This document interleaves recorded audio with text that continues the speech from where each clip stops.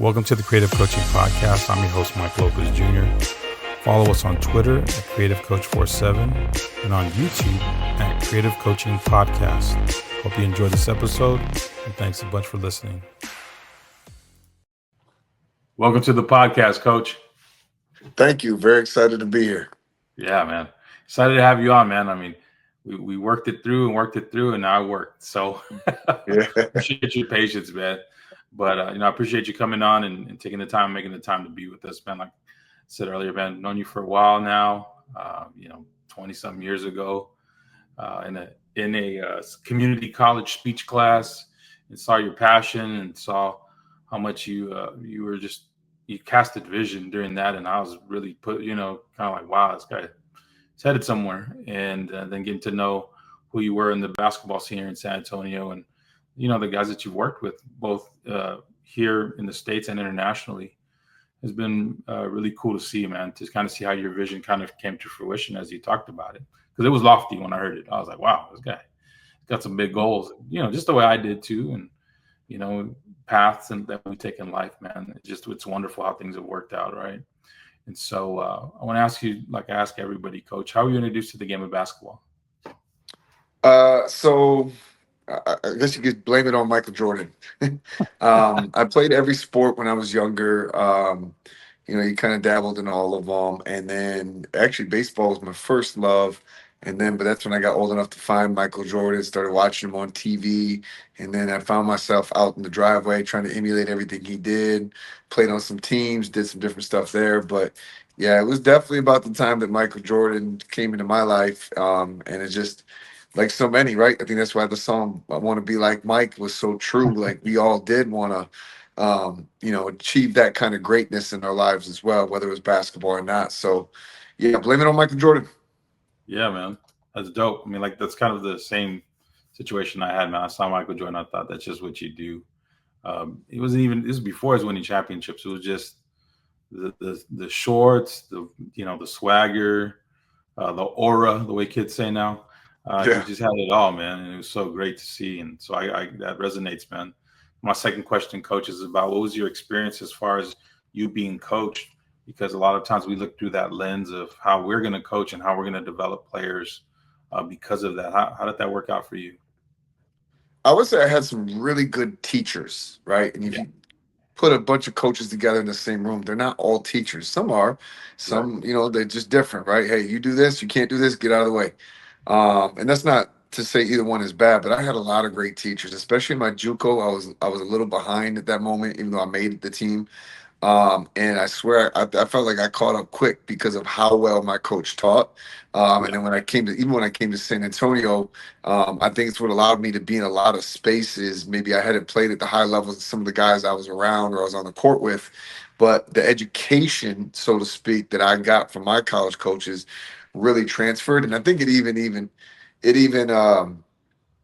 resonated when I became a coach. Like I was able to get to that space pretty quickly because of what I learned through those college experiences. And then also my first trainer, which Coach Kramer, shout out to him, he's the OG trainer of San Antonio.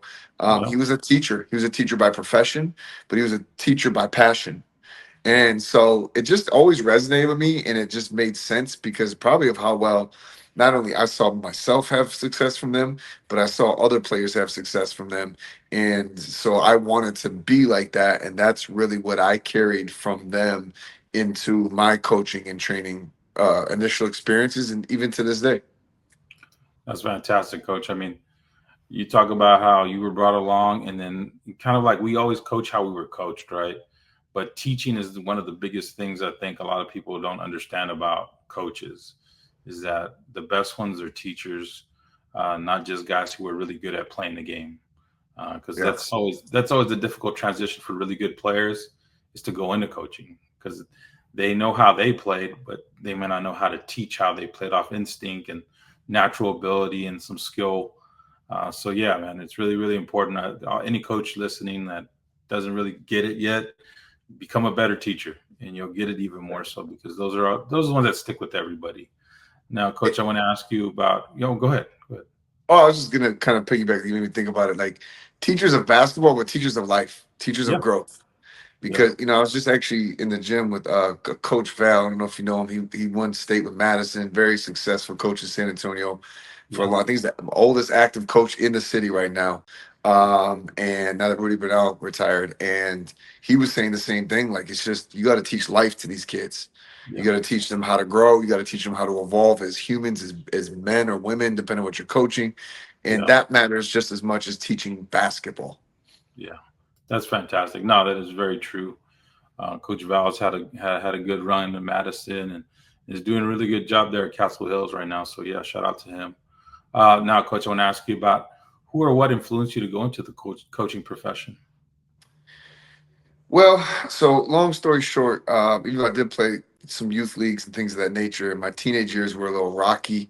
Got into some trouble, so I kind of missed the whole varsity JV side of it, which is kind of amazing that I was able to walk onto a JUCO, especially after just getting out of being in trouble.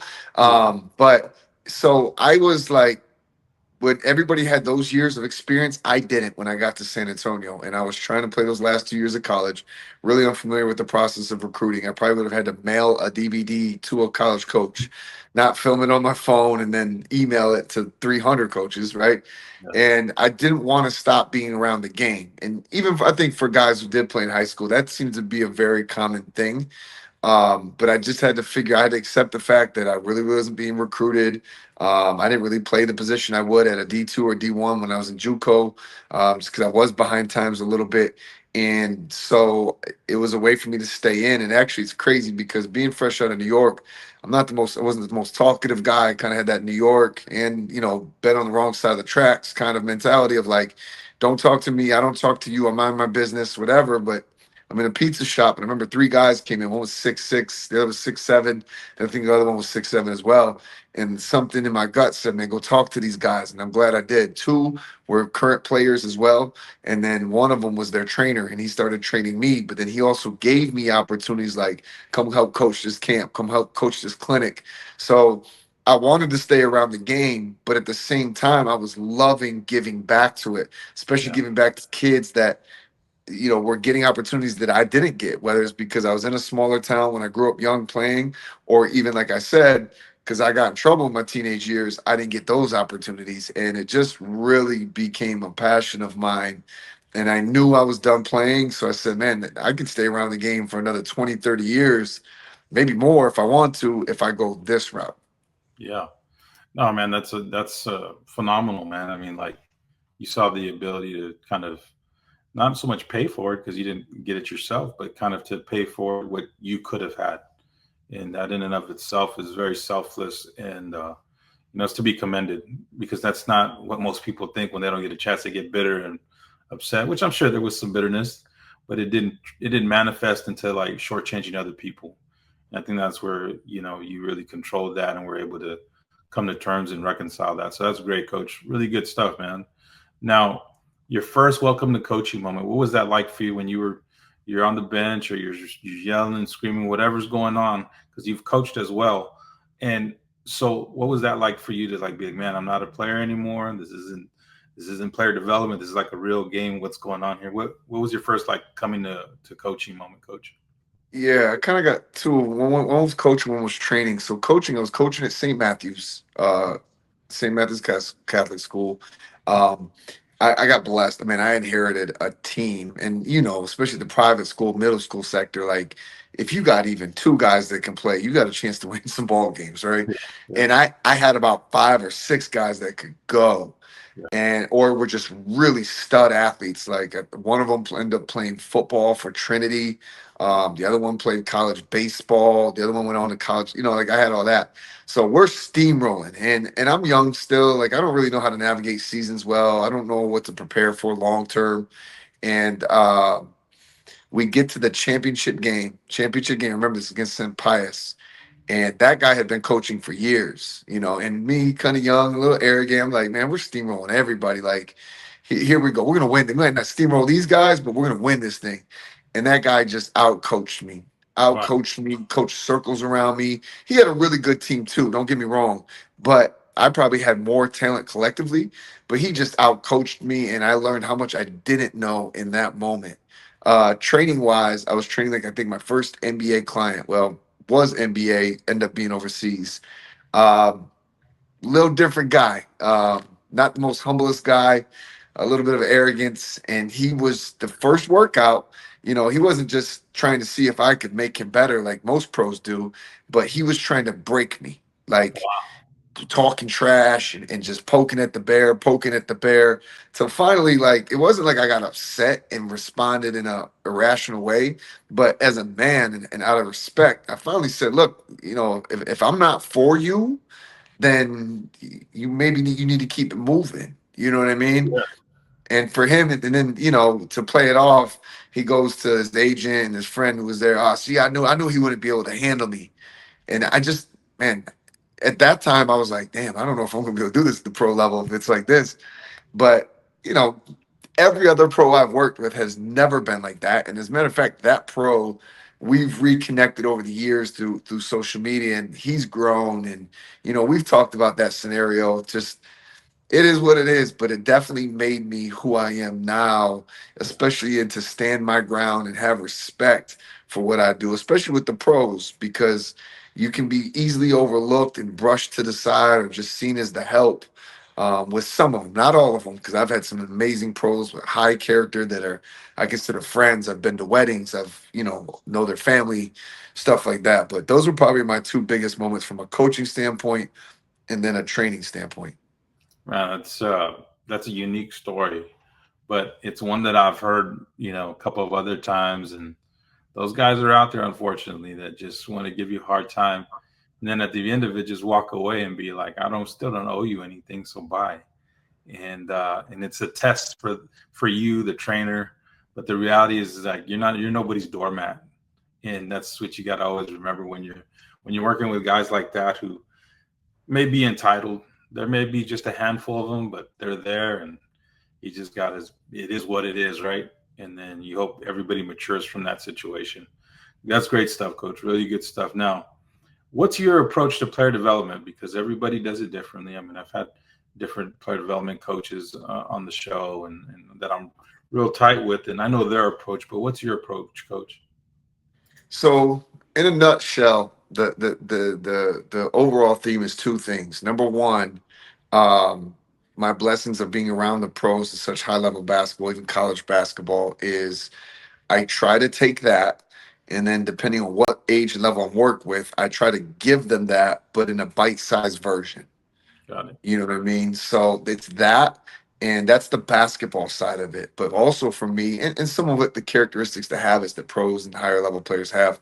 But then also, I'm prior infantry in the National Guard. So to me, obviously, basketball is not war, but the things that we learned as a soldier, right? Like in basic training, you don't pick up a rifle for weeks. Like, first, they're breaking you down and then building you up to be a high performing person, Yeah. and then they're going to teach you how to fight or teach you how to, whatever your job is. I just happen to be infantry, and I try to get to those two spaces with all my players. I tell them a lot, like, yeah, I'm trying to make you a soldier. Like, maybe that doesn't mean you ever join the military. Maybe that means you never pick up a rifle, and that's cool. Like, there's nothing wrong with that. But that drive of the mission, that perseverance, the fight for the cause of those that I lead, is very important to me. So I try to build those human characteristics and try to build high performers in general. And then obviously go ahead and mix in the basketball side of it as well. Those would probably be my biggest assets. And you've seen my workouts. We're trying to build a lot of skill, all of the skills too, not just the dribbling, the ISO moves, but all of the skills: passing, shooting, finishing, screening. I may add some box outs in there at times if I think a kid's really struggling for box outs, like whatever it takes. And but also, like I said, that pressure, right? We were basic training, we did core skills, but then we did core skills under pressure or under time constraint or under disadvantages. And I want that because the game is adversity, Yeah. and it puts your toughness towards adversity under a microscope. I was actually just telling a group of players this last night. Like, you have to be tough in basketball, especially as you get to the higher levels, varsity and up. You better be tough. And tough is physical. You gotta be, you gotta bang, you gotta do whatever, but it's mental more than anything. And if you're mentally tough, it's a lot easier to be physically tough. And Sure. so those are huge components of what I do. So, my stressors as far as workouts, it might be cardio, it might be competition, and I try to put the best against the best. It might be on the clock. It might be, you've seen it. We got a radio in there, a big stereo in there. I might say, hey, y'all got to go get 15 together. And I make it a drill. They're going to have to talk, stay connected. They can't just individually shoot the ball, whatever. And then I turned the music way up. Some of y'all might have seen like videos of Deion Sanders doing that at Colorado practices to kind of simulate crowds and stuff. Well, I do that too, where I force you to talk, and then the music's so drowning that you have to find a way to connect, and it's not easy. And Yeah. so I'm always looking to build adversity, build people, build perspective. Yeah. Perspective is everything, and just people that want to drive and have the ambition to go get what they really want in life, and then use that basketball to catapult into whatever else comes after the game, or even during their career if they get to play for a long period of time. Yeah. That's great, coach. Now you're going down a whole like list of things, and I think that's something that anybody who's looking to get into the space can kind of maybe pattern themselves after, so to speak. But sometimes if it's not in you, it's not in you. But I think you can learn these skills like you're talking about. You can learn on how to manage people and how to work with them, even if you yourself didn't do that in your playing career or whatever. You can always add that to your bag, right? And also, Coach, man, thank you for your service, man. I appreciate it, especially right now what we're seeing in LA with all the National Guard out there, man. I mean, it's something that Crazy. people don't always appreciate. So I appreciate your service, Coach. Now, Thank you. to move on to the next question, I want to ask you what separates, because my guy Phil Beckner always talks about separators, right? Like, what are the separators? What separates pro players from other pros from level to level in your estimation? You said from what separates pros from other pros? Yeah, because you got NBA, you got overseas, you got G League. Yeah. What separates them all? So obviously, in some cases, athleticism, Right. right? That definitely matters a lot. But I don't think it does. And it's kind of funny we're talking about this because actually I'm putting together a community on school for players to come, and I'm going to teach them what a lot of my pros have. Now, I've had 15-year NBA vets and things like that, guys that skip college to play basketball or play in the NBA, or those that they're a 5'9" man who's won a scoring title in three different countries and is going on his eighth, ninth year, should not be by on paper playing anymore, right? So I don't necessarily always talk about the speed and the ability, even though obviously that does matter and that might determine our height too, a lot of like where you land. But Yeah. to me, you got to stick because the average career for a pro is what 2.5 years, Yeah. and the 5'9" man, Marcus Keene, he's just one example. Like Leslie Vorpal, who I was in the gym with today. Yeah, she was San Antonio Player of the Year 2 years in a row. Yeah, she went to Tulane, but I can't think of her height off the top of my head, but she's not tall or fast, the fastest by any means in this game. And she as well is on, I don't know, seventh, eighth year now. Like it's not on paper supposed to happen. So for me, the biggest things I'm gonna teach a lot in the school community that I'm creating is number one is just like, believing you belong there, first of all, right? Yeah. I had another pro, Jessica Custer, she was amazing. Led the scoring, Reagan in scoring, all time scoring at some point till it got broken. Same thing at Rice, and then was overseas and was trying to break into the WNBA. And believed she was good, but we even wasn't sure if she belonged there. So a lot of the talk was even just getting her to believe that she belonged there. And once Yeah. she did, she didn't get a chance to get back in, but different things happened for her. So believing you belong, and then being all in, Yeah. just treating it like a job. I had a guy who came to me the other day he played D3. He said, "Oh, I'm going to go pro." Okay, how many days a week are you working? Oh, two. Are you in shape? Because your showcase is a week and a half. No. Have you been lifting? No. Like, okay, well then y- y- the chances of you being a pro, you don't act like a pro, aren't Yeah. really there. Yeah. You know Yeah. what I'm saying? Yeah. And so it's those kind of daily habits. Are you consistent? I think the pros that make it and the pros that last long, they're very intentional. Yeah. They're Yeah. very intentional and they read the room, right? So I've had a lot of them early on that said, "Yo, I want to be NBA. I want to be G League. I want to be Euro League. I want to be in this country because not every country's leagues equivalent, right? They're not all the same." Yeah. And they start to figure out who they are and who they are in the market, and then they drive that home. Or another great example is when CJ Miles came into the NBA. This is before I was training him. Man, he could do everything. Handle it, play point, move me over here, move him over here. But he was aware enough to see where the league was going, noticed that he was a pretty decent shooter at that point, and just doubled down on that and made that his niche. And now look, I mean, the man shot 46% from three and 50 from the field at one point and had a 15 to 16-year career in the NBA, with the majority of it being just a knockdown shooter. So it's the intentionality and the awareness, it's the consistency and that drive, and I would say it's the maturity. Like, you gotta grow, and that's Yeah. what I love being around these guys is that, and women. They know they have to grow. You have to keep evolving, especially as much as the game's evolved over the last decade or so. Because if you don't, it's going to get harder and harder, especially the ones overseas where they're not in the U.S. for 9 months out of the year sometimes. Yeah. And so can you also pick up those life skills, like to navigate the NBA is a little different than navigating Spain or navigating the G League or navigating the WNBA. But can you pick up those skills also that let you navigate where you're at? And so that's a lot of answers because I get real passionate about this one. I told you Yeah. I got a lot of ideas I got to put on film and put in that school community for players to digest. Yeah. But at the end of the day, it's, are you professional or not? And I think, to break it down in a simpler form, you can be a dentist or a doctor or a lawyer, but if you don't act like one, move like one, grow like one, you're not going to be one of the best. Facts. Yeah. And That's so you might be technically a pro because someone pays you for your services, yeah. but you're not going to be elite. And the pro basketball players, they're elite. Yeah. They're disciplined. That's what makes them a professional, not just a pro. Because I think, yeah, Yeah. that's a separator. Are you a professional or are you just a pro? Because the two aren't the same at the end of the day. And I like what you're saying, Coach, because it makes a lot of sense. Because overseas, man, some of those guys don't even get paid sometimes. Checks bounce or they just don't even see the money ever. And so you got to work through that. And if you're not playing, they'll get rid of you real quick too. So there's a lot of meat grinding type situations that if you're not committed to it, like you said, all in, it's gonna eat you alive, and you're gonna feel worse about yourself. And if you're not putting in the work, then that's what you get at the end of the day, right?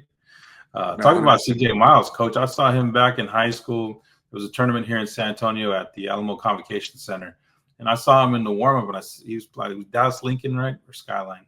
I forget where he went to high Skyline. school. Skyline. Mhm. And man, that guy, when he was a kid, had the silkiest jump shot I'd ever seen in my life. That ball didn't even want to hit the rim. So when you talk about his shooting, it's been good.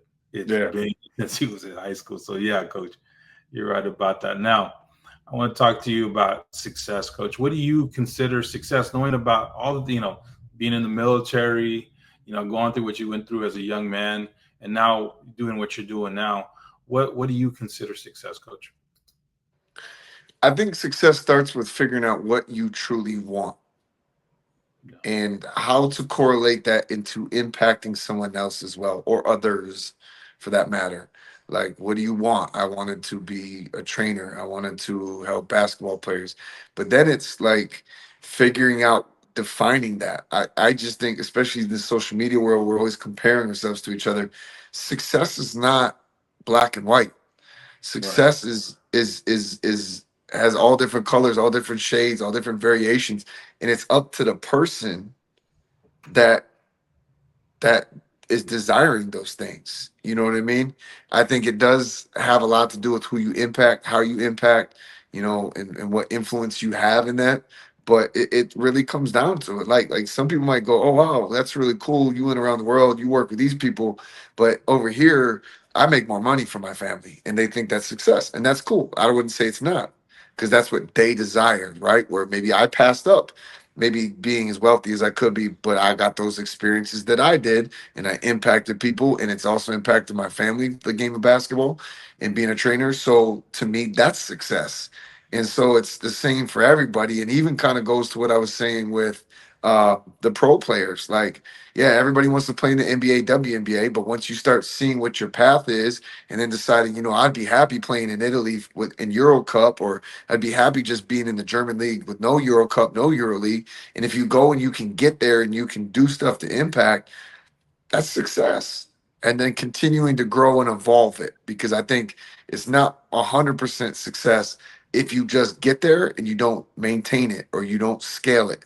Like, I think we're meant to grow. I think we're meant to expand. I think it's part of just the world being abundant by nature. And it's your job to tap into that once you get to that space. Because, you might get to that space and not be abundant yet, right? Yeah. But can you get to the space of abundance in what you like and how you're impacting others? That's probably my closest thing to what I would say success is. That's fantastic, Coach. I like how you're kind of laying out the different paths. It's not linear, right? It's not like point A to point B and doesn't look the same for everybody. And that's so true. I mean, I've heard of guys that had NBA level talent, but then wound up going to play overseas and created themselves a beautiful life, in Europe or something. And they met their wives there, have family there now. And they're beloved more there than they would have been here sitting on a bench for 82 games and maybe 2 seasons and then got let go to the G League. Instead, they were adored over there, praised and revered. And so just it's all different. And I like that. I like how you laid it out, Coach, because I've heard that from so many of my friends that played overseas and in situations like that. Now, I want to ask you about mentorship, Coach, because it's always a big thing for me.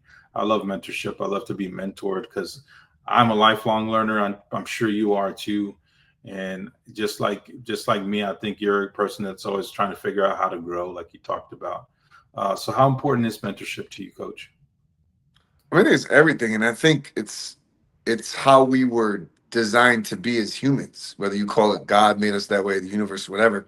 Like, look how much people thrive for mentorship. Like, Yeah, it only makes sense that that's the way it naturally should be. And then obviously you can't think of a story where someone wasn't mentored the right way and it didn't help them skip steps, do it faster, do it better, do it bigger, allow them to implement off what the originator came with. I think Tony Robbins uses the term standing on the shoulders of giants. yeah, And that giant doesn't even have to be the most successful person in the world, but it's someone who took the time to see where you were at, help you get to that next stage. They've probably done it or at least helped others do it, and they have some experience in that. Like, mentorship is everything, which is also why when I was defining success, I said that it's not just the goal you want for yourself selfishly, it's also what you're going to do for others as you get there. And look, when you get there, it might be in multiple capacities, right? Like, so yeah, I've helped players get to where they want to go. I've also groomed coaches, I've groomed trainers, I've helped business, other people with business, I've helped, and it all came from the same thing. It wasn't like I was doing five different things. I was yeah, being me in my lane, but it allowed me to go and give someone back. Same with me. Like, I could list off 5 to 7 people right now that I wouldn't be here. I wouldn't have gone overseas. Like, I still text. They probably annoyed with me. Like, my college coach is one because he gave me that chance right after I got out of trouble, and I text them all the time when something big happens. I yeah, just thank you, coach. If you didn't give me the opportunity to play college basketball, I'm not going to France tomorrow or something of that nature, right? yeah. Dan Hughes, the Silver Stars, man, that guy gave me so many chances.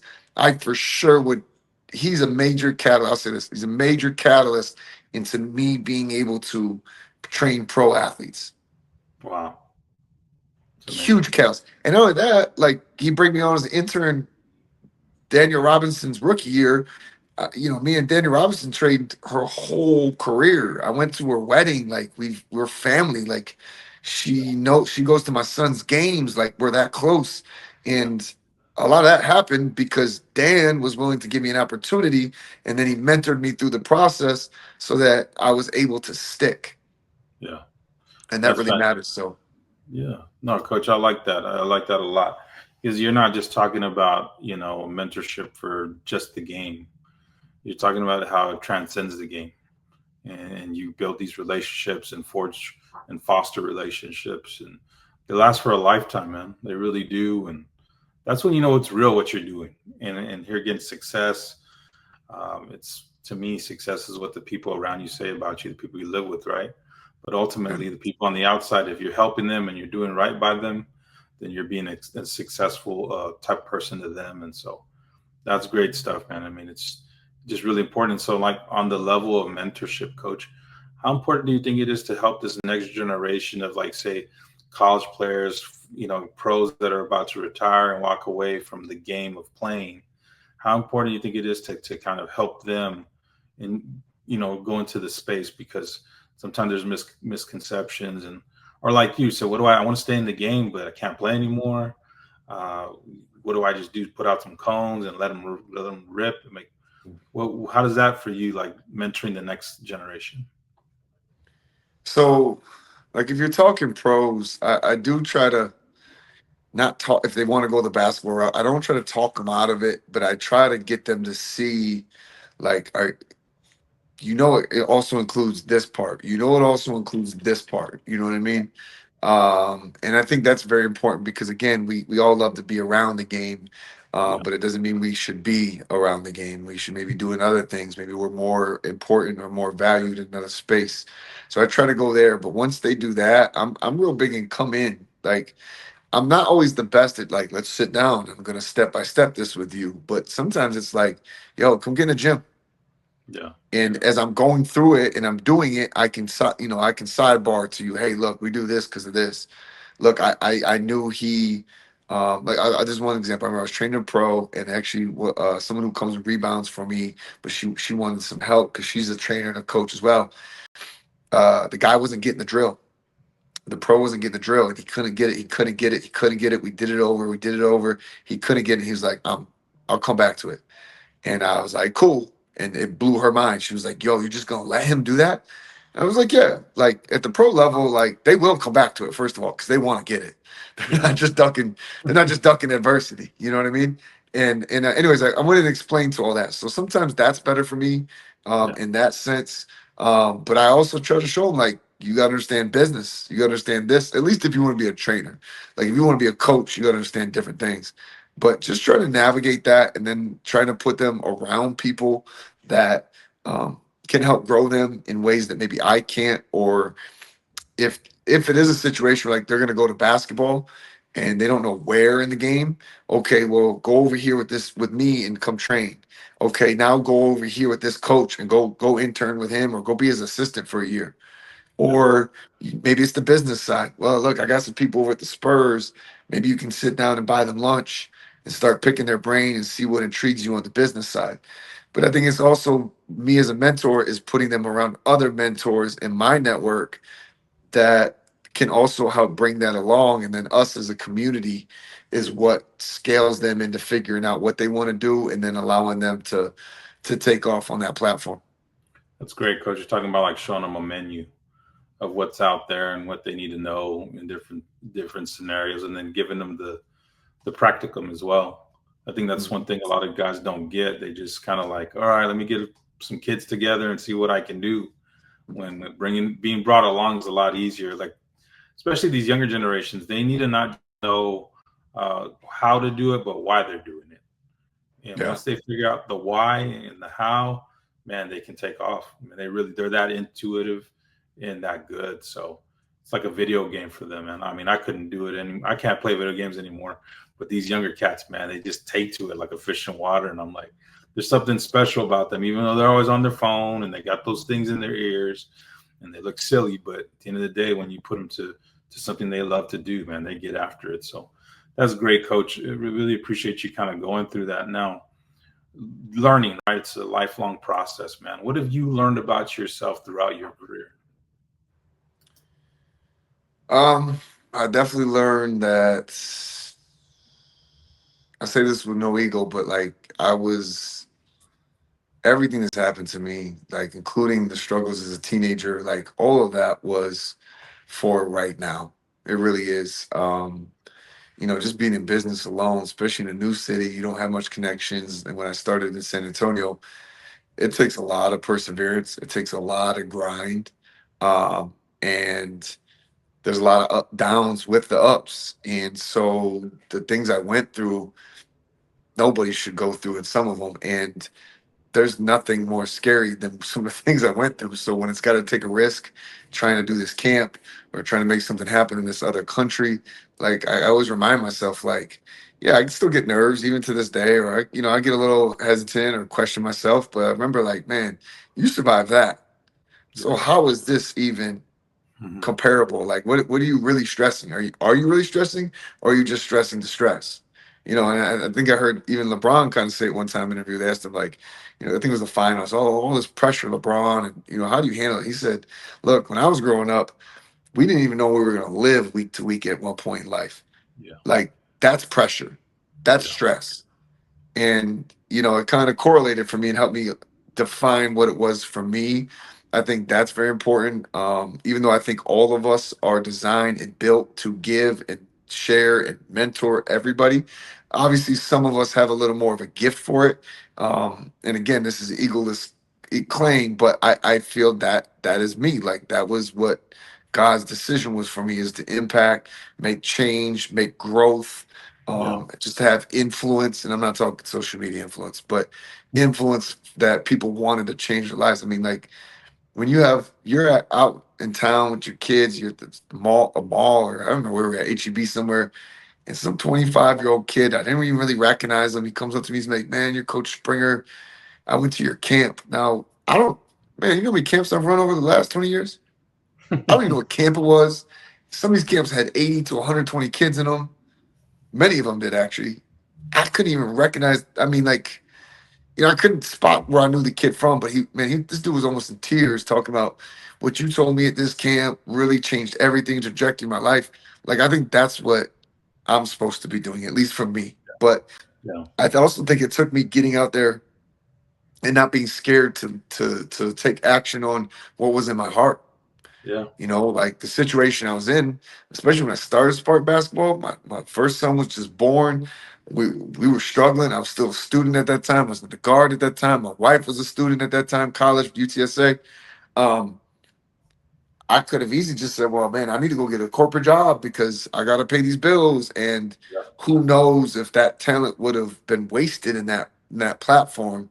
And Yeah. maybe basketball is meant to be that. So I also think the challenges that I had allow me to take those risks and go and navigate this. And I'm grateful. Like, it wasn't easy to go through what I went through as a teenager, but this makes it all worth it, and it makes it all make sense.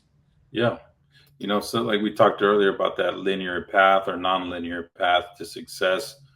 And sometimes the plans that we think we have, they don't always work out the way we think they should. But then if we keep that stick to ity, like we talked about, stick to itiveness that we talked about for players, if we keep that for ourselves, man, everything just seems to like fall into place and never giving up. And like you said, following your heart, man. I mean, because that's that intuitiveness inside you that says, nah, man, you should be doing this. Even though that the grass looks green over there, it looks green over there. But yeah, if I'm watering my grass over here, it looks green too.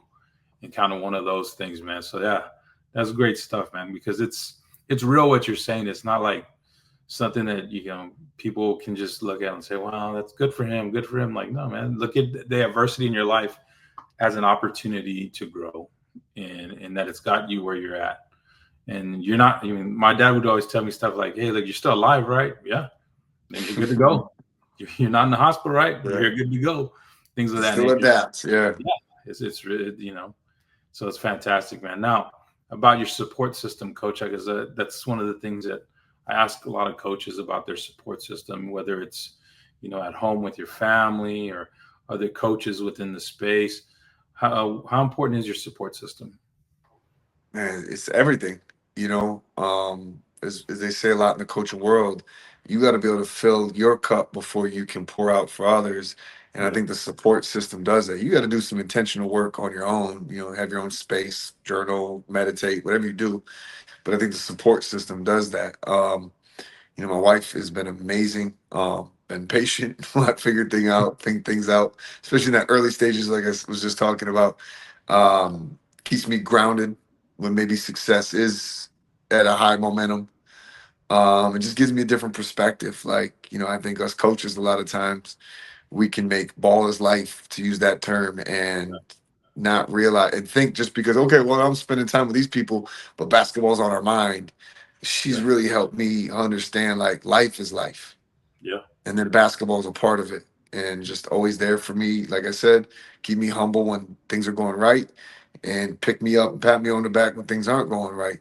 Yeah. And that's been huge for me. My sons have been huge for me, helping me see a bigger picture to basketball as well. One that I already had an understanding of, but like even like a great example is right now is my oldest. He's in high school. He's about to be a junior. He's going through that phase of making varsity. He's going through that phase of trying to be a college prospect, and just seeing him go through it compared to I don't know how many kids I've helped varsity. I know it's been over 150 I've helped into college. Like, and now going through it with him also gives me a different perspective. And my other one, is loving soccer. So they just give me a different variety, and allow me to remember that I could selfishly probably just chase basketball and be okay, but I'm in a better space and I'm a better person when I'm also using it as a tool to find ways to serve them. Awesome. And that's how we give back to each other in that sense. It becomes uh the yin to the yang, I guess you could say. No, servant leadership, man. That's the way to lead. I think everybody respects that because it's not saying just go do it. It's like, let's go do it. And you know Mhm. what? If you don't know how, do it first and then you watch and then we go from there, right? So no, that's fantastic, coach, because uh, we kind of leads to my next question, but a lot of coaches don't take care of home sometimes because they're chasing that dream and ball is life. And, that was great for when we were playing. But now that we're adults, if ball is life, then and our wife's not going to be our life, our kids aren't going to be our life, and they're going to hate everything about that ball. And every Yeah. time they see that orange thing around, they're going to think you're what took my dad away from me, or my husband, or whatever. And it makes for a really bitter situation. So that's great that you have that perspective, coach, because I think a lot of coaches need to step back and say, hey, why? What's my why? Why am I really doing this? Right? Is it for me or is it to help others? Right? So, on that note, coach, how important is mental, emotional health for coaches, do you think? Because, and even physical health, how important do you think it is for us to really make it an intentional thing to do, to take care of it? Man, it's to me it goes right in there with the support system, because one, you can drain yourself in this game, especially when you're leading and pouring into others, or it's a season or training players, that you come home and you don't have enough for also for your support system to give back, like we just talked about. I think the physical side is very important. At least I know on my side as a trainer now, I'm not coaching teams the way I used to, but I gotta stay sharp. My body doesn't always, my knees don't always want to go to the gym at 9 a.m. and be there for 6 to 8 hours. Overuse injuries happen a lot more often. I gotta, watch the changing in my body and make sure I'm adapting my sleep or my nutrition, my weight room or stretching habits. Everything that goes with that is physical.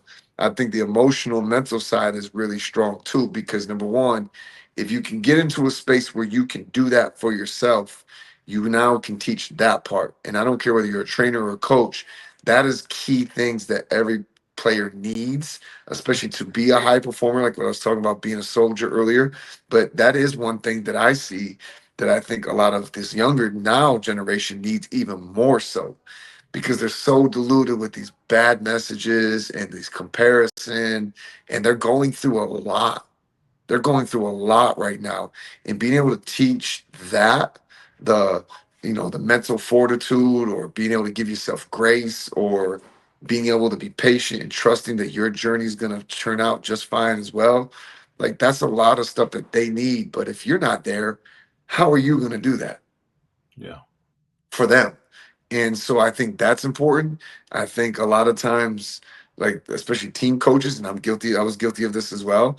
If you're not taking care of your mental and being in the right energy in the right space, you might blow a practice yourself. Might not be the players, you might waste a practice. Yeah. Or you might lose a game Yeah. because whatever, you didn't handle yourself before the game, you were cool, but then all of a sudden you're in this pressure situation, you make a bad choice, or you scream at a player because you didn't keep your cool, and then that player shuts down, but you needed that player to do X, Y, and Z.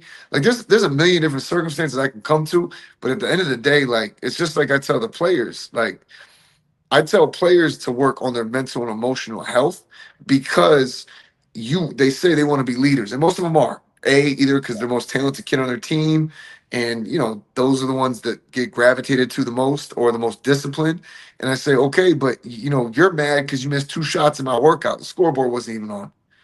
We got to be able to manage ourselves here, lead ourselves, because if they see you spazzing and being irrational or sporadic in your presence, you can't lead them. Yeah, at all. And that's what I teach the players for their teammates, but I think it's also relevant to the coach and the trainer. Like, if you're all over the place, number one, they're not going to like you and they're not going to trust you, so you're not going to get anything from them. But you are the example. Yeah. So as much as we pour into others and we're always thinking about the game, man, you got to carve out spaces in your time and your day to also make sure you're built up to the space that you need to be so that you are consistent in who you are. Yeah. No, I think it goes back to the expectations that we have for players. You need to come in ready to go. You need to come in physically ready to go. You can't come in out of shape, things of that nature. And then, you were talking earlier about the mental aspect of it as well. I read a tweet earlier today about the mental fortitude of some players. And yeah, it's declined somewhat, but I think that behooves us to even dig in more to that, where sometimes a kid will come in or a player will come in and we think, okay, yeah, let's get this drill knocked out, get that drill knocked out, but then we need to take the time to get into their psyche as well to help them kind of overcome that, because you can teach those things. Like you were taught that in the military. You can teach that stuff. It's not something that has to come from whoever they live with. It can come from themselves if they find it, but they need that guidance. So that's really good stuff, Coach. I appreciate you saying all those things, especially for us coaches, that we have to be, like you said, fill ourselves up before we can pour it out, right? It's always good stuff. Now, my last question, Coach, is always about legacy. And I know a lot of people don't think about that, don't want to think about that, but whether we like it or not, we're going to leave a legacy with those people that we work with in the game. So what would you want to be said of you when your time in the game is over, Coach? Uh, Definitely for sure that I walked my talk. Yeah. And just in whether in what I just said right now or every day building and growing and trying to get to whatever success is defined as and internally. Um, but that it really resonated to them and it did matter more than just basketball in how much I cared for them, but also what I gave them through basketball lasted them beyond basketball. Like if they become great players, all districts, NCAA play of the year, whatever, D1 scholarship, pro, whatever, that's cool. Like that's great because that was part of their definition of success. But also they can go and say, you know what, man, that guy taught me how to be mentally tough. That guy taught me perseverance. That guy taught me how to handle the downs as much as the ups. Whatever it is, like I just think that's it because in essence, like I keep saying, like I think that's what we're created for. Mentorship, influence, being able to guide others and influence others to where they want to go. And it's just that God kind of designed it where we have these different platforms to do it. Just happens for us to be basketball. Some people who maybe only do podcasts but interview people that can help, that's their way. Or you're a doctor, so you heal people. Whatever it is, right? Like I just think that's what it's meant to be is our impact on a long-term scale. And now not everybody's going to be in our life long term. Short seasons, you might not get that moment to give them whatever it was, but even if you help them in that moment of a short season, that speaks to something because maybe you grow them to where that allows them to track their next mentor who does give them that nugget that lasts forever. And so, and if you get that longer time with them, then you got that chance to have that influence and that impact. And like I said, why else are humans the way we are? Why are no other creatures on earth like us? And why is it so much driven around love, connectivity, um, community? Yeah. And if we're naturally designed like that, then that's got to be part of your equation. And Yeah. if you do that right, like legacy is the gift that comes behind that. Like I said, the random 25-year-old that said, man, you told me one thing at a camp and I've taken that forever. Or, I got kids that graduated law school and they're like, man, what you taught me about mental toughness, there's no way I would have made it through Baylor Law School without that. You know what I mean? Like, Yeah. she's set. The player I'm talking about, she's set. Like she's good. She's got the degrees. She's in the industry she wants to be in, and she's gonna probably be pretty financially set as well. Like, and it all came from what I taught her about mental toughness through the ball bouncing. Like that's what the reward that comes back if Yeah. you're in that mindset of trying to influence and impact. Legacy is a natural byproduct. Coach, I appreciate you so much, man. Like your perspective on things. Glad to get to know you better as well, man. Just on the off the rip. And so, man, appreciate you spending the time and taking the time to be with us, man. Here again, man. Here again, knowing you for the duration that I've known you, man, it's really cool to see how you were. I mean, I really took note when you were talking and giving your speeches. I'm like, all right, this guy's headed somewhere, man. Like I don't know where he's headed, but it sounds like he's up to something really great. And I've seen your work, man, and it's coming to fruition, man. So here again, Coach, thank you so much. Thank you as well. I appreciate the kind words. Appreciate you having me on here. Like I was even looking and listening to some of the podcasts today in the last few days, and dude, you got some rock stars on here as far as the basketball community goes. So to be in even considered within that community means a lot to me, and I appreciate that. And anything you ever need from me, you know how to get a hold of me. Please do not hesitate.